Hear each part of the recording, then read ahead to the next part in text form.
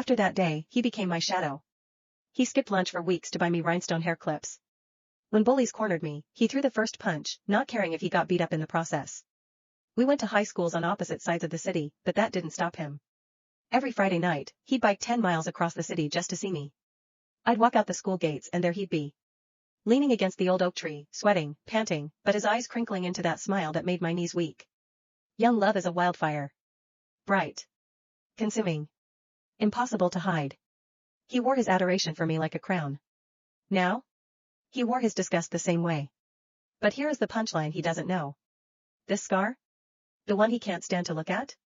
I bought it for him. Senior year. Adrian got sick. Osteosarcoma. Bone cancer. It was aggressive. The doctors gave him a death sentence, he wouldn't make it to Christmas.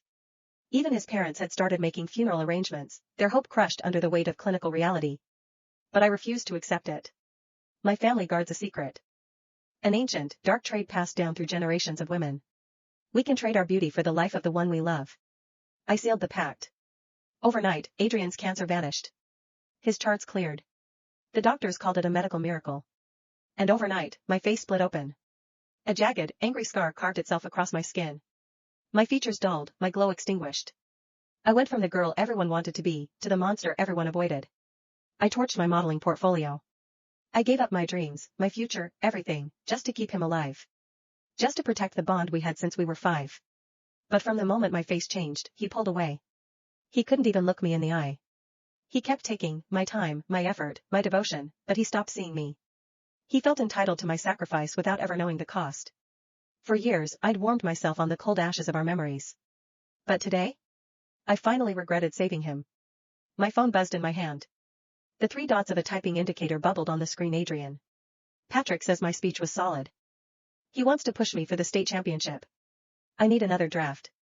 Have it on my desk in 3 days. The tone was familiar. Entitled.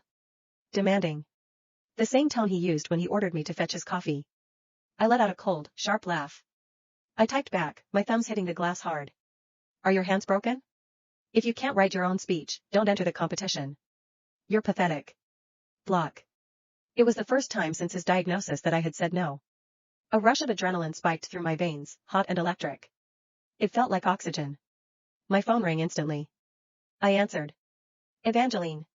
Did you seriously just block me? Adrian's voice was shaking with rage. What is your problem? Stop acting crazy and write the speech. In the past, I would have folded. I would have worried about his stress levels, his health. Not today.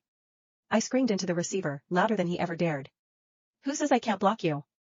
And who gave you the right to scream at me? I fired back, my voice trembling with suppressed rage. Silence on the other end. He was stunned. He had never heard me raise my voice. The doormat had grown teeth. Listen closely, Adrian. I'm formally telling you, we are done. Don't call me. Don't text me. You're dead to me. I ended the call. I blocked his number. I blocked his socials. I erased him from my digital life. I took a deep breath, chest heaving. Then, I felt it. A strange sensation pricked at my cheek. The scar. It was itching. I fished out my pocket mirror. The scar tissue, usually a dead, pale white, was flushed pink. It was pulsating. I frowned, touching it gingerly. It felt warm. But my stomach growled, interrupting my analysis. It was lunchtime. I shoved the mirror back into my bag and headed to the cafeteria. The cafeteria was a war zone. It was the first week of classes, so the upperclassmen were out in full force, aggressively recruiting for clubs and Greek life. Flyers were being shoved into hands, banners were waving, but one table had a crowd that was practically rioting. Trevor, a junior with a reputation for being extra, was standing on top of a table, veins popping in his neck as he shouted. Listen up, ladies. The annual Campus Queen pageant is officially open. Come get your registration forms right here. The winner takes home a massive cash prize and signs a modeling contract with the Augustus Group. The crowd went feral. Hands snatched at the flyers like they were gold bars. Oh my God. The pageant. I've been waiting for this my whole life. Wait, it says everyone who enters gets a gift bag? I'm doing it just for the free stuff. What if the judges are blind and pick me? I'm in. I'm literally shaking. Hand it over. But then, the buzzkill started. You guys know about that freshman, Harper, right? The journalism major? She's insane. Paparazzi were literally snapping pics of her on move-in day. I saw her viral TikTok. She's stunning. The seniors are calling her the hottest girl to hit this campus in a decade. No cap. I saw her in person.